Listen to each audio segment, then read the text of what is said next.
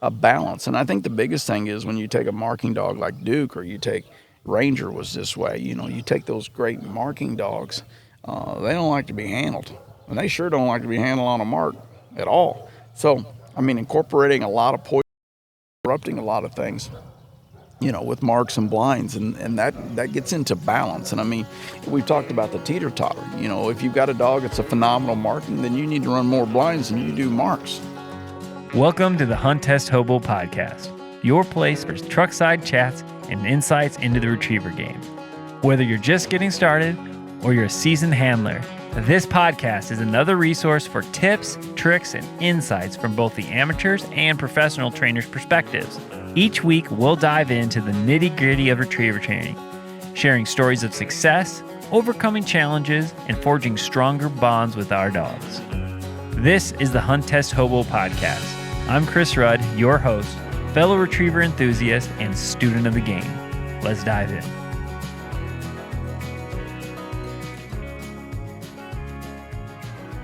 Episode 2 of the Hunt Test Hobo podcast. Today I'm with Lyle Steinman of Castile Kennels and an instructor on the Hunt Test Guide. Welcome, Lyle. Thanks for having me. So I've listened to you a lot on different podcasts, from the Dog House and then the Lone Duck podcast, and I always find it interesting how people got into the game. And I know that it was coon dogs, but you showed, you showed cows? I can't remember. Yeah, I showed steers. I started when I was 8 years old, and my mom and dad both showed steers at the 4-H and FFA level and national levels. And of course, that was my avenue, being a farm boy, raised that way. And started messing with them when I was 8 years old, and I couldn't show till I was 9 years old. And then, I would have 15 to 25 show steers that we'd picked up, that were born in February, March, and April, and buy them in the fall. And it was a daily situation where you, of course, teach them how to lead and things like that, but proper nutrition. And, I remember the old barley pots. We'd put some barley in an old cooker and pour water in there and cook barley for the steers, and made them fat's what it basically did. And then from trimming hooves, and then in the summer started, we'd have fans going on the barns, and we'd start early in the morning, 5 or 6 o'clock, and take a steer out to the wash rack, we called it, in concrete, and would hose him off, dry him off, and comb that steer out, and then put him behind fans to grow hair. The more hair you had, the more the steer looked good. Yeah, so for somebody like me who didn't grow up in that environment, like, what was kind of the goal? Like, what won? Well, we're, of course, wanting to win the Missouri State Fair.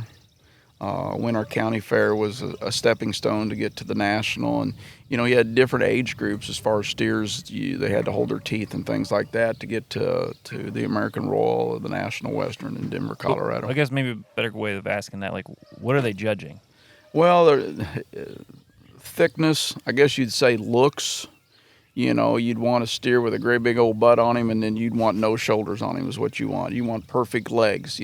It's really not much different than a coon hound or a night hunt kind of deal when you're posing dogs. You're wanting I would say the prettiest or the most well diversified steer. How he walked, did he have nice flow, nice movement?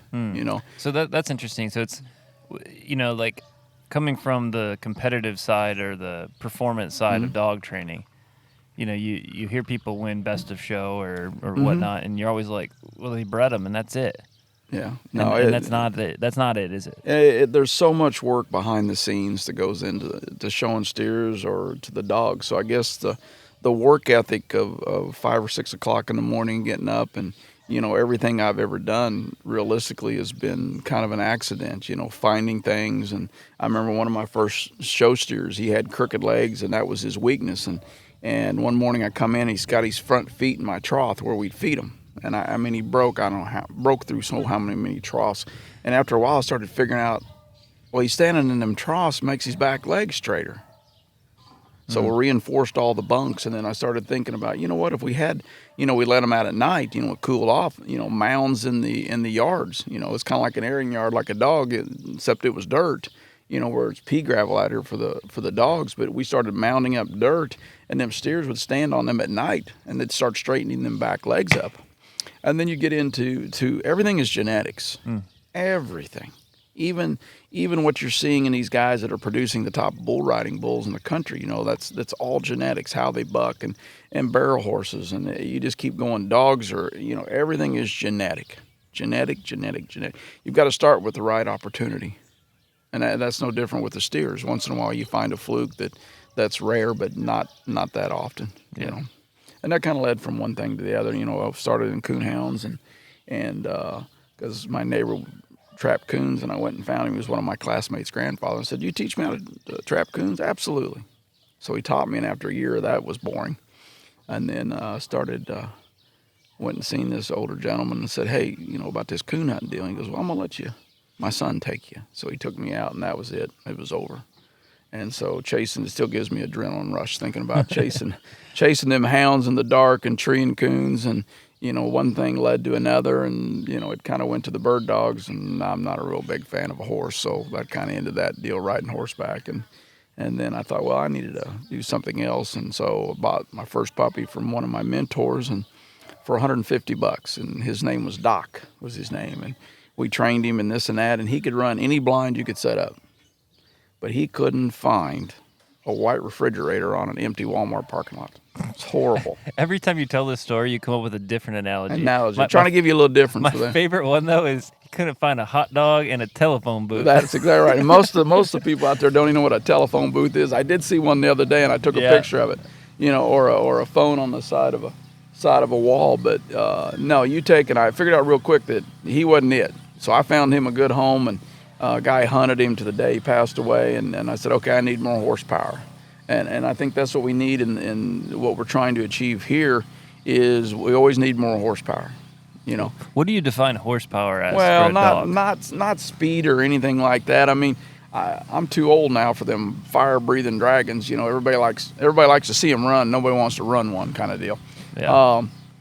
But looking for that animal that's got the talent and makes good decisions, gets in the water at this point, and that's the thing. A guy calls and says, "Hey, I got a dog, da-da-da," and the first thing I'm going to ask him is he a land seeker or a water seeker?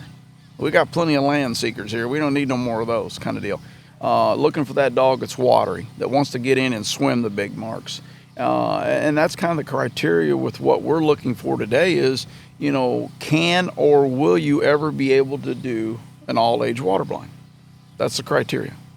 Because what you've seen in some of these SRSs this year, let alone is you're coming down to that almost that amateur / little maybe weak water blind in the open, and then you've seen a go-getter, and that's where Clark did well with that Dre dog. The third series was this big 300 or 400 yard water blind on the points. I said, oh my goodness, that's Dre's alley, and it was.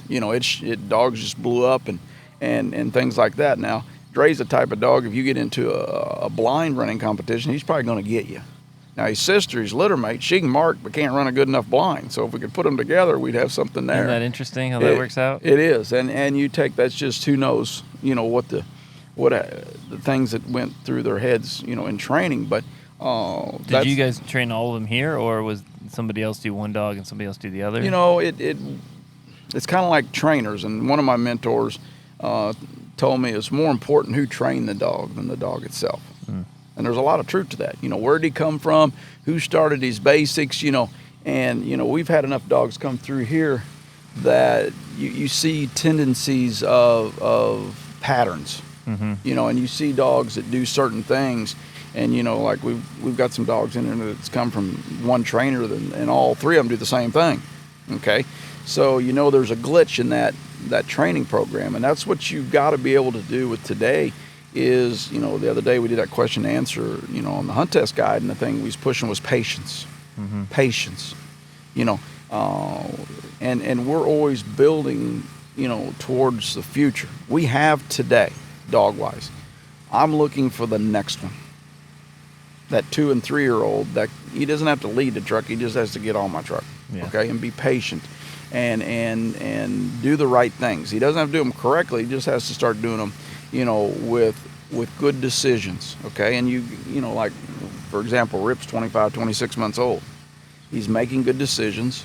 He's extremely immature. His genetics shows that, and he is. But he does a lot of things right. And we was training the other day at the Bower Farm, and poison birds, which we've not worked him a lot on, and he got in a little bit of trouble, and it was a delayed triple, and I go, okay, I want to see what I got. And he went out and got the other 2 marks perfectly after I'd been in him a little bit, and that's it. I said, well, that means you can. He's got some bottom in him, but he's got some brains with him to settle down and control his emotions. And that's what you see a lot of times. These dogs have a lot of emotion. Get to a test or an SRS, and their emotions take over, and they don't make good decisions. Yeah, they get overwhelmed. Yes, sir. You see that a lot with flyers, like dogs that you'd never think would be, and then that flyer goes off, and they know what it is, and then it's a whole different animal. Well, that just, it's like we've got a lot of birds. I went down there this morning to see how many ducks I had in that pen. I got a bunch of ducks, and I got about 150 coming late this afternoon. So, yeah, I mean, we shoot a lot of flyers here, and that's kind of what we do is you take that emotion out of it. It's kind of like cookies. If I keep giving you a chocolate cookie every hour on the air, after a while, you go, I'm tired of eating these cookies. Yeah. So if you keep enough flyers in these dogs, it just becomes second nature. Well, it's a flyer. And we, like I say, you're shooting a lot of flyers, but dogs that don't see a lot of flyers, it'll get them jacked up. Yep. Absolutely. And even when you're training with, the ATBs, we call them rubber chickens, but, it's a deal where we throw, dead birds, flyers, ATBs, all in one setup. And these guys of ours are conditioned to, whatever we throw, just go get it with the same infant, drive and desire. Well, if you're listening to this and you're not watching the video, we're sitting outside Lyle's house at his kennel. He's got 4 other trainers of his running around doing setups and stuff, and somebody's cleaning his new Corvette right next to us that we didn't plan on, but we're all set up here, so we're gonna just power through it. So, sometimes it's what you got to do. You got to roll with it. Well, you just it's like whoever makes the best decisions, the quickest decisions, and change usually ends up winning or passing. Yeah. Making good decisions, and again, it goes back to being patient and making those decisions. And like I say, you just adapt. Adapt, and that's what you got to do every day in training. And I mean, it's Memorial Day, and what a wonderful day to recognize the ones that have given so much for us, and to us it's Monday, but we know what the day is. And we're still out here training, and you can't ask for a prettier day. It's probably in the 60s and a slight west wind, and Clark's up on the hill, and I'll be up there in a little bit, and Lewis and them went to the Bower Farm to train, and it's just, guy asked yesterday or the day before about what we charge, and I said, well, this is what we charge, but you get what you pay for. Yeah. And train is all we know. That's we've all got a few hobbies, and mine's buying a car, and I'll keep it whatever and be done with it, and and just got to experience it for a little bit. I don't know. Yeah, it's something different to mess with. Yeah, I remember last time I was here, you'd bought a little Ranger, I think is what it was. I didn't think it was pristine though. Oh, it was a 2018 Ford Ranger Super Cab, beautiful color. It was an FX4, had 12,000 miles on it. You could open the door and it smelled new. Yeah. So I was gone on a winter trip, and one of the guys took it over the hill to one of the guys and said, hey, put a 4-inch lift on this and put these tires and this and that. So we had it all jacked up, and the windows were tinted, and all of a sudden I go, okay, I'm done. Yeah. So I took it up to the Bower Farm, parked it, and the guy calls and goes, what do you want for it? And I said, this is what I want for it. Well, I'll take it. And it wasn't even an hour or two. And he goes, okay. And he goes, can you do one more thing? And I knew where this was going. I said, you want me to take it off the hill? He goes, yeah. He said, I think somebody might steal it. I said, I agree with that. But no, it's I don't know. I mess with stuff, play with stuff, and, just the way it is. So we were talking a little bit earlier about kind of where the game of the retriever game is going, and you kind of had some thoughts on that. Well, you always had to be good, okay, to do well in any of the venues. But in the last year or two, I started to see what I would call a drastic change in it wasn't good enough to be good anymore. You had to be great, or you had to have the potential to be great, with a young dog, and say, okay, I got potential here. I got something to work with. And I think you're going to keep seeing that. You see it at the field trial game. You have 80, 90 dogs in the open, 50, 60 of them are FC, AFCs, and it's just you go to a master test and you take the master test like we had here over the weekend. It's just we had 60 some dogs, and I mean there's a boatload of them that are QA2 titled, and open and amateur placements, and I mean what you're seeing is the judges are stepping up the standard, I guess you would say, there's always going to be standards for AKC and the HRC program, but you're starting to see these judges elevate that because of the quality of animal you're starting to see. So, we seen that in these 3 series. I mean, they were extremely rough. Yeah. Very, very well-placed birds. And, and that's what you get into is good isn't good enough anymore kind of deal. You got to be great or heading in that direction. You've got to be good on land. You've got to be good in water. You just got to have the whole skill set with today. What kind of changes are you either making or contemplating based on what you're seeing? Well, I think my patient level with some of the dogs is, the minute I don't think, you're a Hall of Fame dog, or I don't think you're, Clark's, says when he doesn't think this dog can pass the grand. And then we're not talking passing the grand once, we're talking pass the grand twice. And then you're looking at the potential, can this dog, can he not only win an SRS event on the weekend, but can he win it all? And I think that's where we're at here is that, Clark's won 2 and I've won 7, and that's not enough, And getting in the finals, you got to get to the finals before you win, but, we just got to keep pushing and pushing and pushing. And then the quality of the animal, what we're looking for, whether it be starting from a puppy or, finding a dog that's 2 or 3 years old or 4 or 5 years old. I mean, that has become extremely difficult. And I mean, I probably evaluated at least 25 dogs last year myself to put my hands on, and let alone the 40 or 50 or 60 dogs that I inquired about or people will call us to talk about, and that's the biggest thing is a guy calls and one of my friends, he says, he calls me about this dog and he goes, well, the SRS game is a handling game. No, it's not. Not anymore. If you're going to win, you can't handle unless you get to the finals and you get in that top 6 and you see the dog in 2nd, 3rd, and 4th kind of have a boo-boo or a blow-up, and you can go in there and go, okay, I can quick handle and I got a big enough lead that I can do that. And that's happened one time this year that you could do that. But no, I mean, you get your 1st and 2nd series to make the top 12 anymore, to have a shot to win. You almost got to win it in the first series. And they do a lot of field trials now. And you got to come into that thing going, I got to be clean. Yeah. I think the major difference when I haven't ran any opens or amateurs, but I've thrown a lot of birds. Mm-hmm. And if the dogs pick it up clean, they're going to carry them, right? So you could have, if you have 80 dogs or however many dogs in that open, you might carry to the water blind, over half of those, mm-hmm. right? But you go to an SRS and the cutoff after the 1st and 2nd series it's numerical, yeah, and that makes it extremely hard. That was probably the biggest eye opener, not as much in the amateur side, but when I watched the open side, I was like, man.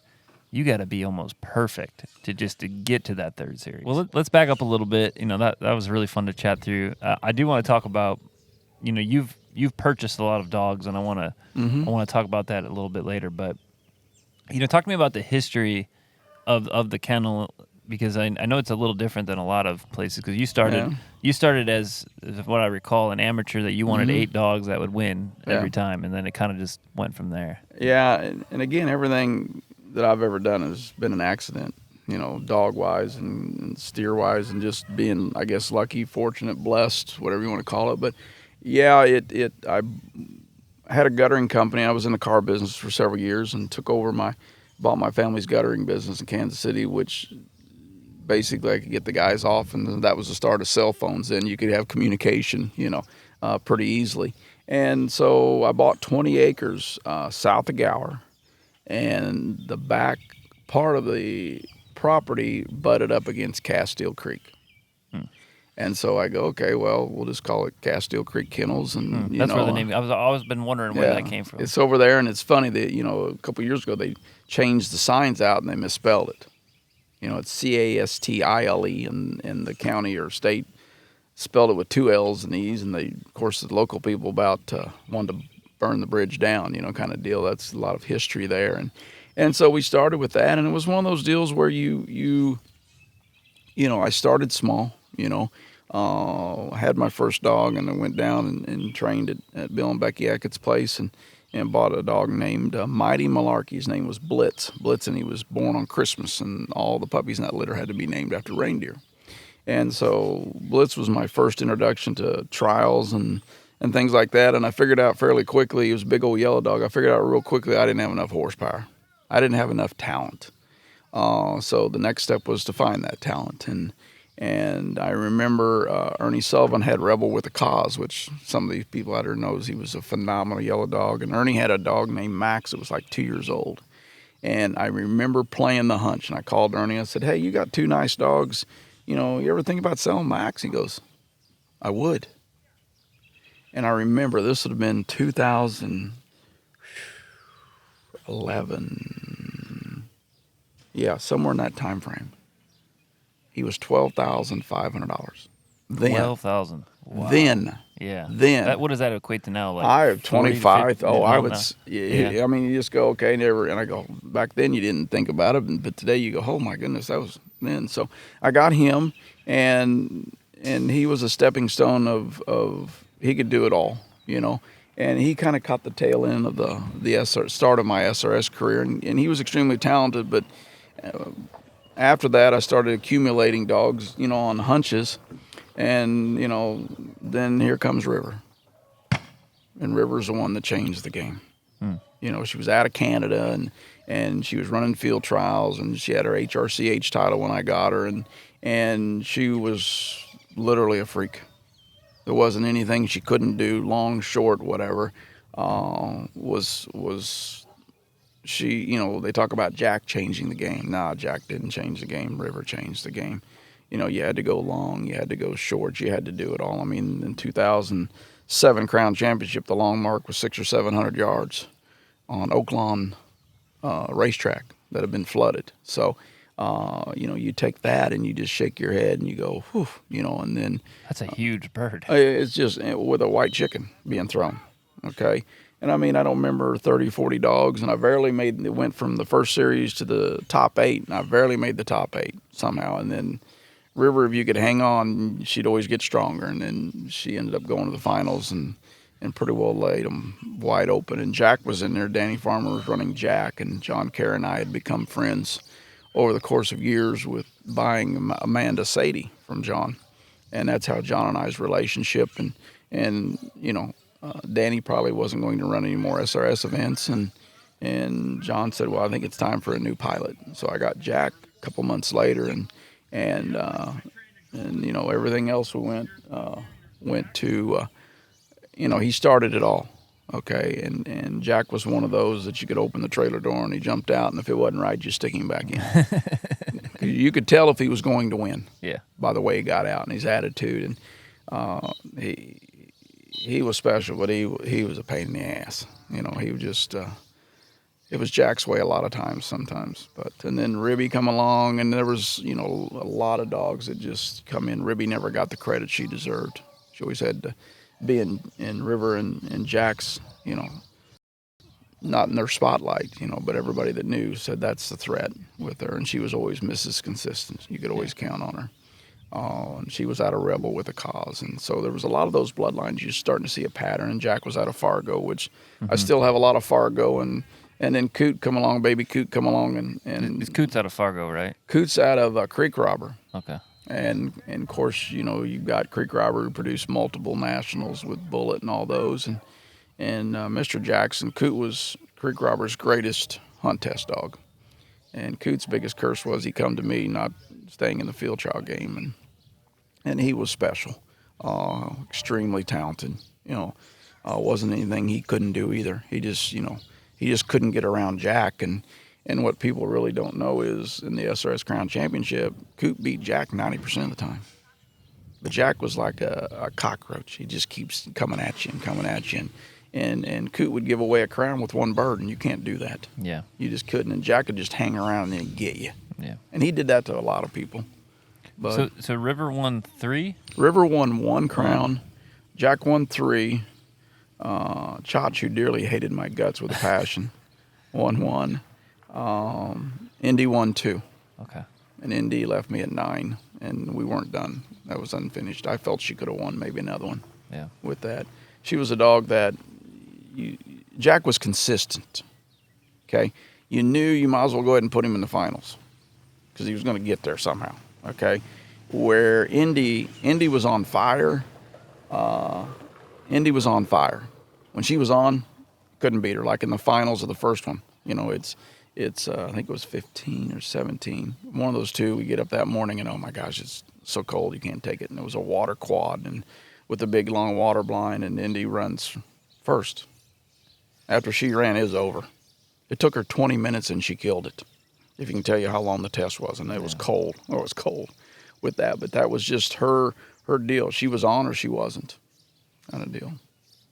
So you've kind of approached some of this, the traditional way where you build a dog from the ground up, and you got Lewis, and you had other great young dog trainers. But I've noticed that you've made a lot of purchases over time. Walk me kind of through maybe why, and then what you do to evaluate, because I think a lot of people have this, this misconception that, you got to always build a dog from the ground up, and I've trained quite a few, man, and it takes a long time to get them even close to the level that you're looking for them to be at. Well, yes, and I mean that's always been what you hear is our trucks the best money can buy? Yes, they are. Okay, because we don't care. Whatever, if the money is not the problem. It's finding the dog that fits the program, and you with the changing of the NIL money in college football. Before that, you would say it's similar to Alabama football or Auburn football or Georgia football, all the SEC schools, is we're not rebuilding, we're just going to go reload, okay? And I think that's what you're seeing, starting today, but there's very few programs out there, and now that I have Lewis, we have the opportunity to build them babies all the way up through, and Lewis and I have some big goals, some lofty goals here. Him and I've talked about them, and there's several things that we want to accomplish, okay? And now I have the potential, but you can't train young dogs and old dogs on the same truck. It just does not. It can't happen. You can try it, but it isn't going to work. Okay, you're going to have some success. So you've got to have them guys. And when I was starting to build young dogs, several young dogs that I would build, and they become very, very good SRS dogs. But the time, okay, my strength I figured out real quick was at a senior. If you got a dog that's casting and handling, then that was my strength. So what my advice to somebody like that is, do what you do best. If you're a great young dog trainer like Lewis is, leave him alone. Yeah. Okay. But there's so many trainers out there, and just use the example of 100%. Okay. At 2 to 3 years of age, you've taught that dog everything you could teach it. Okay. And he's a phenom. Okay. Is he going to be a phenom when he's 5 and 6 when you need him? And so many guys cannot do that. Very few trainers can take them to the next level, just a little bit to the next level and exceed that.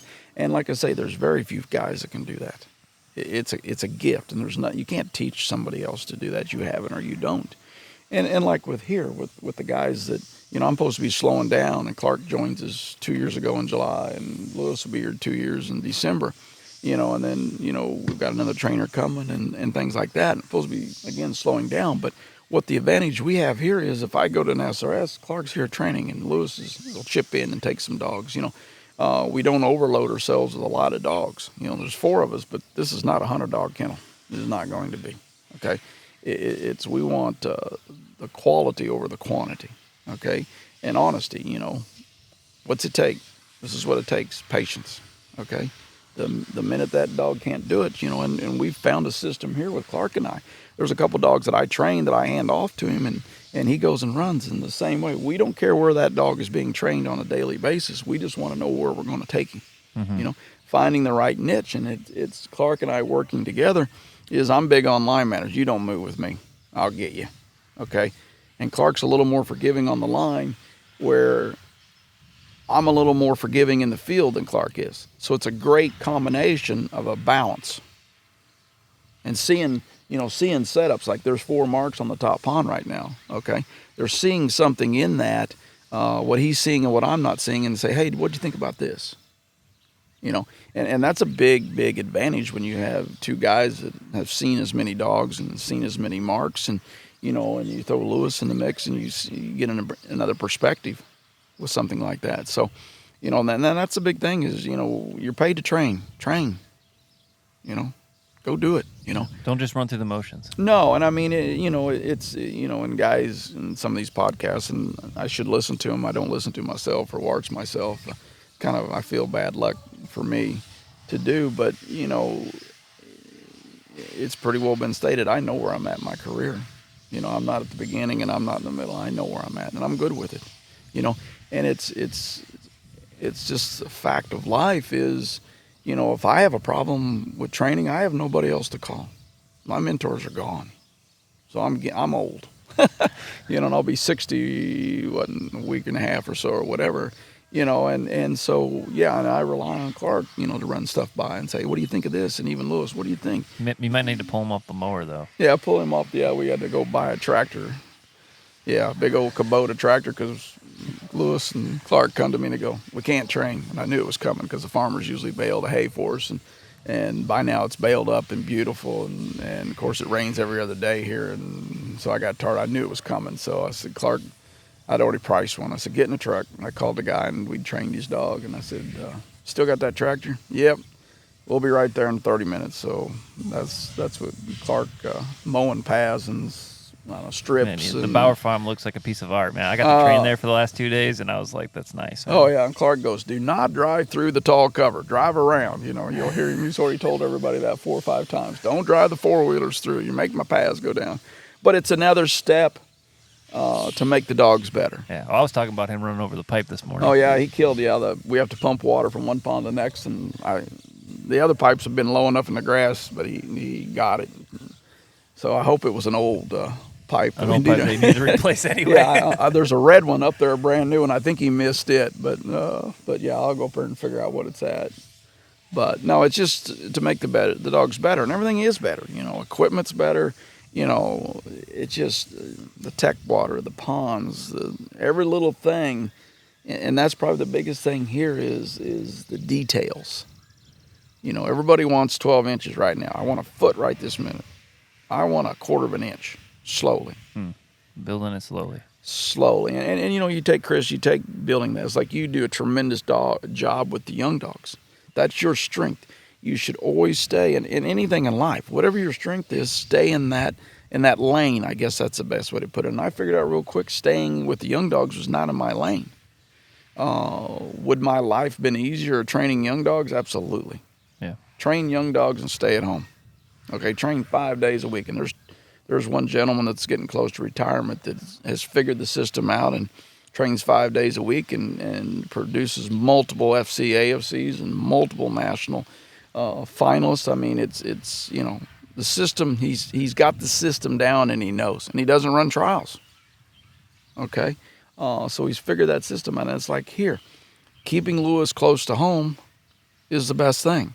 Now we're going to let him run some, because you need to get out and see what's out there, see what's going on. But being on the road, Clark wanted to run extra dogs over the weekend. He goes, I got 15 to run. I said, well, you kept asking me, could I run this dog? And I kept saying he was yes. complaining all night, man. I know his legs hurt, but I ran 4 dogs, and I feel like I ran 40. And then one thing too is somebody asked me on my podcast, I can't remember which one it was, what's my greatest accomplishment? My kennel kids. They usually start here as their first job, and I'm proud, so proud of all of them. I've got lawyers, I've got doctors, I've got teachers, I've got nurses in nursing school, and the list goes on, deputies and sheriffs, and that's what I'm the proudest of. They worked here. Yeah. And they not forgot their roots. Yeah. Yeah. Part of being a good trainer doesn't matter if it's got 4 legs or 2. Well, and I mean, you see the podcast and you listen to them, and you watch this on TV and you watch the live streams. That's all you don't see what took to get there. Who helps you to get there? And like when Clark and I were talking about, him coming here, and I said, this is what I have to offer. Okay? I don't care who wins. As long as you wear that Castile Creek Kennel coat and it's on your hat. That's all I care about. That's the only thing. It's team. What can we do better? Mm-hmm. Who can do better with that dog or this dog? And that's the biggest thing is in the same way, with Lewis. I'm going to give him the bullets for him to be successful, and that's what you have to do. Put the best student around him, or with any of us, and that's the biggest thing is, and then the tractor and the mowing and the water and everything leads to make the dogs better. And then you got to do something with it. You got to go train. Yep. Yeah. Gotta spend some time in the sun. We got good tan, yeah. We do have that, yeah. But no, you can see. I look and doing that question and answer today, and I wore my sunglasses so much I took them off and said, "Oh my, I got raccoon eyes. I got them pretty good." But yeah. but no, it's just a balance, and it's hard to balance the training and and family and stuff, and it's like those kids are Clark and Lewis and Margaret and all them, and Jordan and all them, and Dennis and all them. They're family here. Yeah, you guys have a very I've trained or been to a lot of different pros places when I've just been hoboing around trying to find places to train, and you guys have like most kennels. There's a family atmosphere, but it's an atmosphere. Mm-hmm. This is like it is family. I mean, it's crazy to me just how connected you are to everybody. Well, and it's when they come, it's business is business and family's family. Mm-hmm. Okay, when I'm talking to you about training or business or this, that's fine. But it's like Preston's going back to Alabama Wednesday or Thursday, and he's been here about a year and a half, and it's time for him to go home. He's sacrificed, him and Leighton have sacrificed a lot, to move from Alabama up here, and we'll have a going away party for him, and he's already cried and I've already cried, and I'm sure we'll cry again because it's a deal where that's your family here, and that's he's getting close to the last day, and I told him I'd build him a whistle. He asked me this morning, when are we going to build this whistle? And I know, I don't want him to know, but until he listens to this, but building the whistle, that's the last thing. Yeah. To go on. Yeah. And it's a deal where, you want to better yourself, and it's like the kennel kids, they'll come and they'll talk to Steph, and, and they call her Mama Steph, and, and I think that's the thing is we give advice, and what you do with it, is your decision, but you're asking for advice. Yeah. So. Yeah. Get in the water. Yeah, get in the water. Make the right decision. Get in the water, yeah. If in doubt, get wet, yeah. So it's things like dive into the deep end. That's right. That's what I was trying to. Yeah. Well, cool. Well, one of the things I do think that if you're gonna be like, we're talking about pretty advanced stuff and advanced dogs here. Like, there's kind of, there's probably a couple different types of dogs out there, and there's a lot of times that I see an amateur that has very high goals, really high goals. Mm-hmm. And you just know that dog is not the dog. Mm-hmm. And I think I've sold 4 dogs now because I just knew that this isn't what I wanted. Mm-hmm. And if you get it to the right place, I'll tell you what, there's nothing better than seeing all those pictures of 1,000 snow geese around that dog. Well, exactly. And I mean, again, that's the advantage here. Okay, you've got 2 or 3 or 4 different mindsets. And it's like Clark will say, well, this dog's going to be better with you, Lyle. This dog's better with me. It's putting the dog, and you're right. I mean, you step back and you go, okay, I'd like to have that dog for about 5 minutes,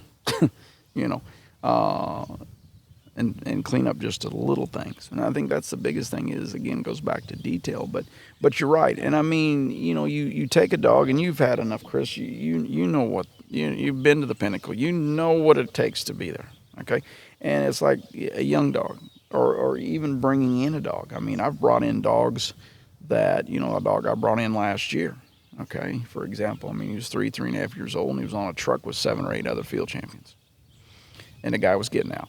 And that's the dog. I'm looking for the dog that's not for sale. Yeah. Okay? Yeah, if they're for sale, then maybe it's not something the right fit. exact. So I bring the dog in, and I spend over $3,000 in transportation to get him to and from. And I looked at him, okay? And I called the guy, and he was fairly priced. And I said, sir, he's a field champion. He is a competitor. He'll never be a master hunter. I don't think you could ever keep him on the planet. Okay, but he could run 500 and 600 and 700 yard blinds, land or water, and he knew he was that talented. And one of my other friends is one of the top field trialers. He says, "You sent back a dog that's going to be a field trial. He didn't fit this program." And again, he is not going to be a master hunter. He is not going to sit through a breaking bird. He is see you later, peace out. Yeah.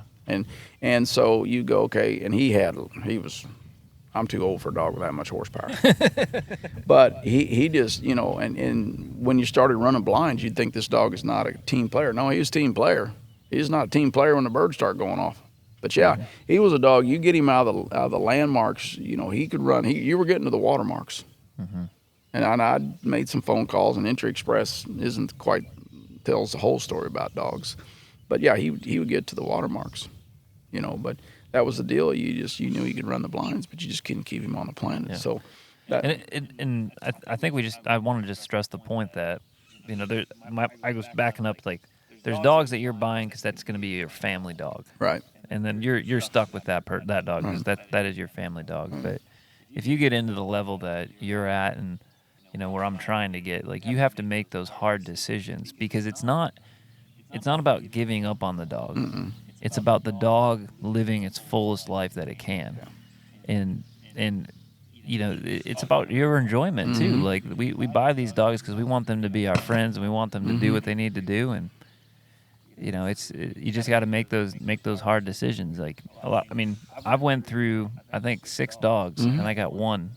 Yeah, that's really, really solid. Well, and that's what you got to step back, and I guess it goes. You use the word kennel blindness, and sometimes you need, if you're, you always want 2 more than 1 kind of dog, to see what you got. But sometimes you got to step back and go, and I've done this a little bit with this young dog I've got, and the boys won't let me sell him, kind of deal. And I go, am I seeing what I think I need to see? Yeah, we need to hang on to him a little bit longer. He's 25, 26 months. He does a lot of good things, okay? If he doesn't, I've already sold a bunch of them that won't, okay? But you're right. You step back and you go, okay, forever home is pretty thin, okay? And again, you're right, Chris. You got a dog that's extremely talented, but he's not going to take you to where you want to go. Somebody else can love him just as much as we can, And that's what you just keep looking for that one. But you've had it, and once you have that animal that sets the bar, you don't want to compare them, but that's the bar.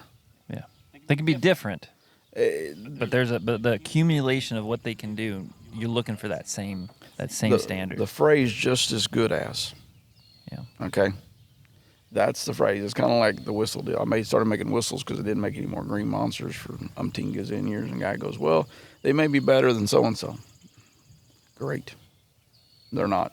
Kind of like an Ainley trailer. Yeah. Anything. Man. Exactly.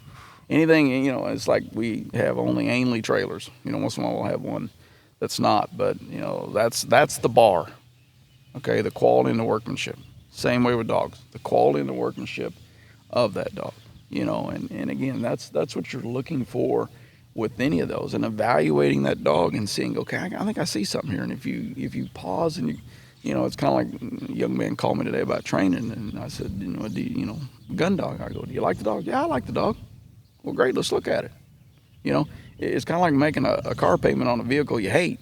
Yeah. You hate to write the check or hate to have it coming in your checking account. It's kind of like, it's kind of like dogs. I hate messing with this dog. You just go, and it's kind of like I throw the funny card at them once in a while. I said, I can write your check. I just don't want to write your check. I tell the boys that all the time. But that's kind of it, and what's helped us is me working with, 12 to 14 dogs instead of 20, more one-on-one attention. I think that's the biggest thing with what we're trying to do here is spend more one-on-one time with some of these dogs. Yeah. Well, let's switch topics a little bit here. You've been on quite a few of the Q&As with the Hunt Test Guide now. Mm-hmm. What do you think are you seeing any common questions that people have that's just been kind of over and over that they've been asking you? And, it'd be good to kind of talk about that on the podcast today. Yeah, I think the biggest thing, like I say, the last one was on patience. We don't have any. We're into I guess you'd say, throwaway society, or we want it now, we'll go get it. Where we used to save our money to buy it or take little steps to get there, and it's, well, I'm going to go to town. I need a new phone, for instance, in 15 minutes, or I need a new, whatever it is, I can go get it. Okay? So I think the biggest thing that I'm starting to see on here is we're not being patient enough with the dogs. We're wanting a puppy to run a senior. We're and it's kind of like, we need to step back. Well, I want to see where I'm at. Well, maybe you don't need to see where you're at yet. Yeah, you said a great line on the thing. What was it? Barton said we need to put that on a T-shirt. Yeah, this one guy was asking about it. And I mean, it's some of these stakes, the senior. Oh, I got to interrupt. It was, if you want a ribbon, I got a box full of them. Yeah. Just tell me your address and I'll ship them to you. I remember, yeah. Ribbons, yeah, I did have a client that drove me nuts. We get ribbons, and he goes, when are you going to run my dog? When are you going to run my dog? And I said, but I'll get you titles. Just be patient with me. I remember he's on me, so I had a ribbons. Steph went downstairs, and she goes, there's thousands down here. And I said, yeah. So I just grabbed a bunch of ribbons. You actually did? Oh, yeah, I put them in I boxed up a whole bunch of them, sent them to him. And he goes, what's this? I said, you said you needed ribbons, Well, they're not my dog's ribbons. Well, you didn't say that. You said you wanted ribbons, So, but no, you just be patient. And, it's kind of like, I don't like, we raising puppies are a pain in the butt anyway. And, this guy sold a puppy, and the papers were messed up. I think they were HRC papers or something, and I messed them up. And he goes, the pup was like 4 months old or something. He goes, well, I need the papers. I'm going to run this dog and this and that. And I go, so I finally got him, and I said, okay. And I was laughing at him. I said, I need for you to do this. I said, you haven't registered the dog on anything, right? No. I need for you to send me back the papers, both of them. What for? So I'm going to put them in my gun safe so you can't register the dog to go run him in any events because he's not ready. So, yeah, and I mean, that's the thing here. If you're getting ready to run the juniors, be successful. Be ready for the seniors. If you're getting ready to run the seniors, be close to a masters. In the same way with whatever you're going to run. And one of my old friends told me this, dogs thrive off being successful. Mm-hmm. They don't thrive off being failures, And that's just like training-wise. You've got to have more good days than bad days. Yeah. If you end on success, those dogs lock that into their brains. They said, okay, yeah. I got into some trouble. Mm-hmm. We redid that, or we worked through it, and I got the bird, or I got whatever that was. I got the treat. That's a successful moment. Put the dog away. Yeah, and I mean, it's like I see Clark up on the hill, and I'm not sure how far this mark is, but it's a land water mark. And the dog did the right thing, but he's over here hunting the grass. But it's every bit of, well, you can't see the dog when he goes out of sight, and that's where Jordan's radio him back. He's in the water, he's not in the water kind of deal. But you take that dog sitting up on that mound and said, let's just call it 300 yards, and Jordan's throwing the bird or Dennis is throwing the bird.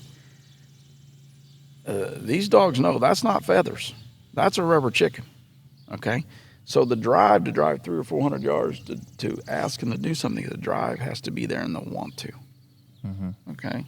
And it's kind of like we use a lot of birds because there's days that things don't go well. So if you can give a reward with feathers, it's kind of like if I'm kicking your teeth in, but I'm giving you, cookies every day rather than, something else, then you kind of go, okay, I can do it again. So you keep that success and you keep that attitude up. And I think that's the biggest thing that, that I've stressed on the question and answers is, we always have a holding blind. And I can see the holding blind up there behind Clark, and it's in a U shape, and the dog goes in there. And we work on holding blind drills every day. Yeah. Our guys are the best there is in the holding blinds. They go in there and they sit down, they just lay down. That's like their room. Go in there and sit and close the door, okay? Everything starts there. But the biggest thing we're trying to stress, too, is when you walk out of that holding blind, we are training, okay?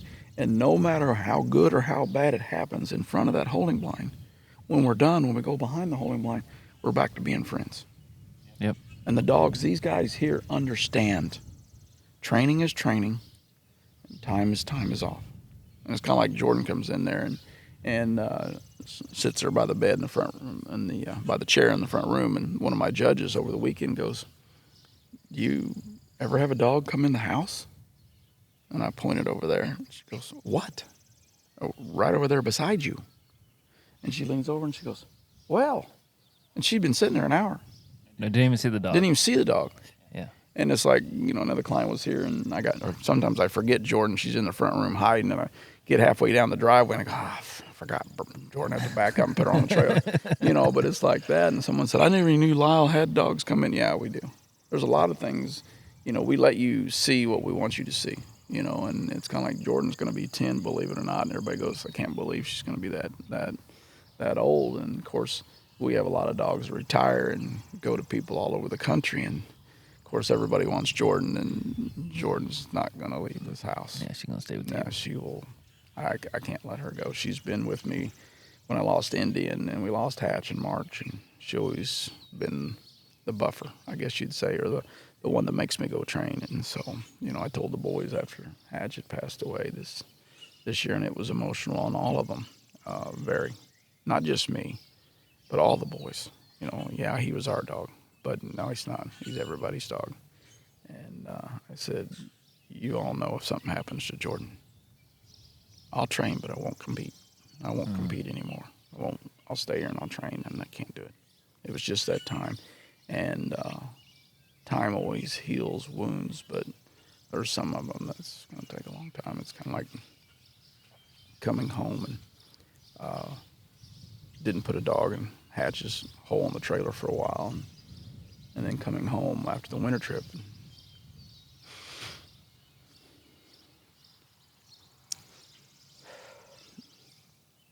Name's still on the gate. Name's still on the board. How much to feed him? Air him alone? The boys left it. And so I seen, knew it was up there. And so I called staff and said, it's time. That's the most miserable thing of this job. It's what sucks. They may be a client dog, but they're not. And losing them, there's no comparison to losing a child, of course. But losing something like that, and you ask so much of them, and you spend more time with them than you do your own family. I mean, you eat, sleep, and drink with these four-legged critters, okay? And to ask them to do the things we ask them to do is unmentionable. You just go, you've got to be kidding me to ask them to do that. And then you ask them to do it over and over again, and it's a deal where they're only with us, And I don't mind losing one when it's time. I can live with that. It's losing them when it's not time, It's a major blow, and it's kind of like one of my other friends we talk about, I have questions for God. Well, you can't question God. And I said, I'm not questioning him. I just want to ask him, and it's pretty common knowledge how I feel about horses. I like mine old and slow and not very high off the ground, and you let a horse live 20 or 30 years, and there's not a horse on this property, okay? But you don't let my best friend live 10, 12, 13 years, and you go, what's, that's one question I have, is too short. It just seems like they were puppies, and, I feel so bad when I see a post on Facebook about, a picture of a puppy and he's gone, and you go, how people feel, So, but yeah, it's asking those things, and, they're part of this family, The good ones, bad ones, it don't matter. Ones you don't like, every dog teaches us something, and you test that, you see, and okay, I don't like this, or we got to work on that, and that's what you have to do in training, and adapt and change, and they're puzzle pieces. And that's the best way to put it. They are, and you're trying to make them better. Yeah, trying to figure out how all those little nuance or What, while the brain is firing. Like, what are you thinking right now? Yeah, it's like you ain't thinking the same thing I'm thinking. No, and you just and studying them, and you figure out something. It's like Duke comes in here early in the year, and he's a field champion. He had 44 Derby points. I mean, he can flat mark. It took me 2 master tests to figure out what I was doing wrong. I was ping-ponging blinds like crazy. Well, I move a little bit. You can't move with him. All his is just stand still, put your feet together, and cast. and he'll change directions perfectly. But it took 2 master tests to figure that out, and then Clark ran him over the weekend. I said, remember, don't move. Yeah. Because if you move, he's going to give you everything he's got. Yeah. And so that's some, little things you learn about certain dogs, and you just, take mental notes, and I write things down on note cards.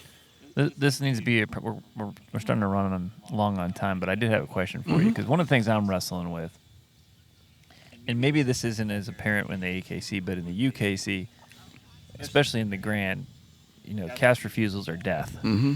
And so you really focus on big directional changes. I give you a cast, you take more than my cast. I mean, to some degree, right? Like change your direction. Mm-hmm.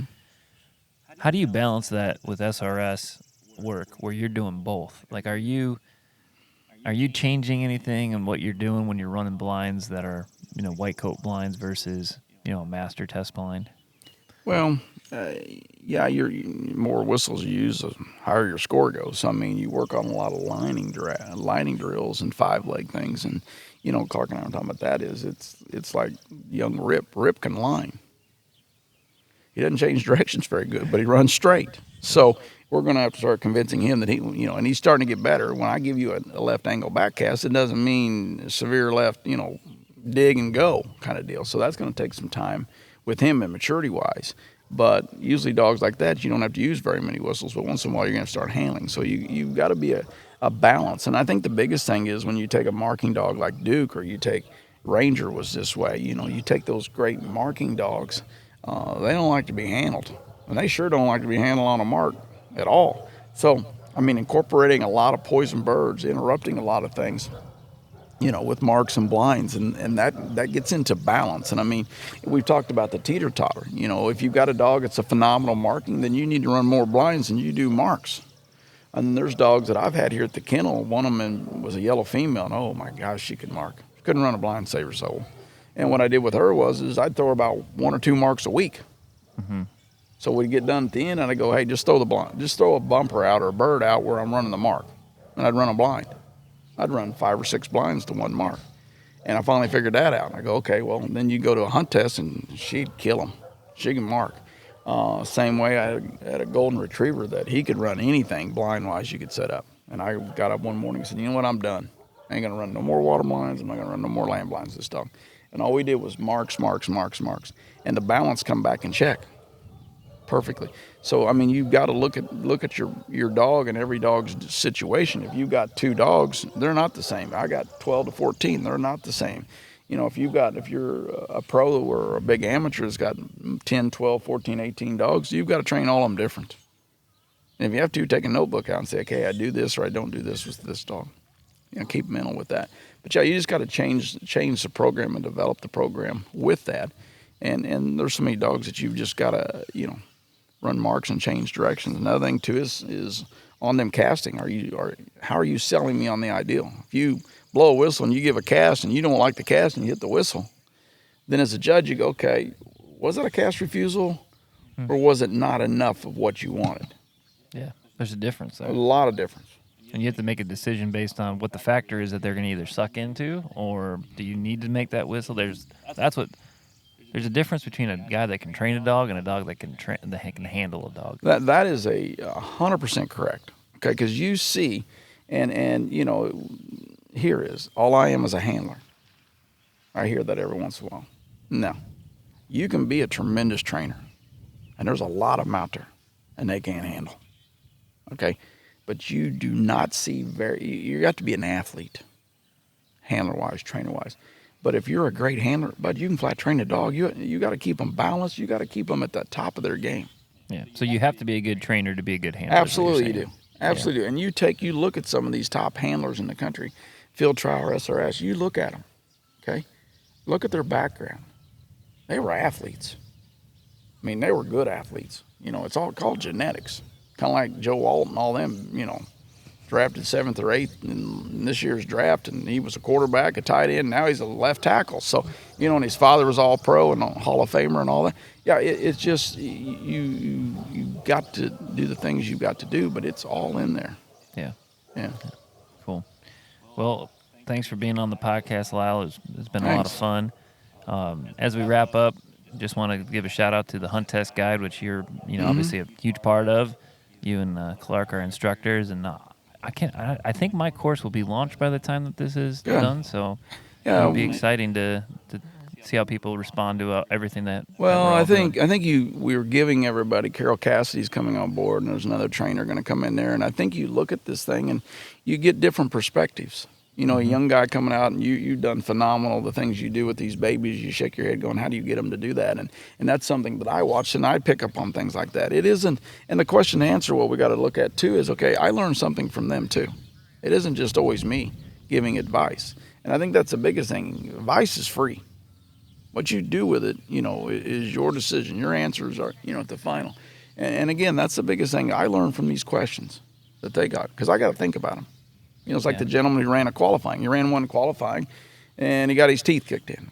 Go get him again. Don't put your head in the sand and don't do it again. And he goes, okay. I said, and I said, where you're running, there's good dogs. Yeah.